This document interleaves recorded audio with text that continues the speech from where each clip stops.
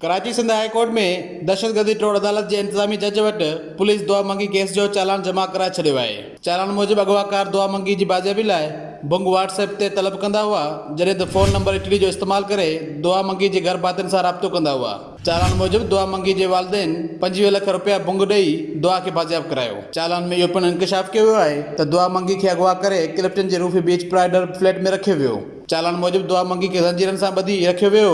चालान में इहो पिणु ॼाणायो वियो आहे त गिरफ़्तार जवाबदारनि एतराफ़ कयो आहे त बिस्मा मेमन खे बि अगवा करे साॻे फ्लैट में रखियो वियो। चालान मूजिब केस में मुज़फ़र उर्फ़ मूज़ी, ज़ोएब कुरैशी, मोहम्मद तारिक उर्फ़ शकील समेत 5 ॼणा गिरफ़्तार आहिनि। चालान जे मतन मूजिब गिरफ़्तार जवाबदारनि वटां 9mm समेत 2 पिस्तौल, गाॾी ऐं ॿियूं अहम शयूं हथ कयूं वियूं आहिनि, जॾहिं त जवाबदारनि पंहिंजे बयान में अगवा जे हवाले सां ॾोह क़बूल कंदे एतराफ़ कयो आहे त दुआ मंगी ऐं बिस्मा मेमन खे अगवा करे बुंग वरितो वियो।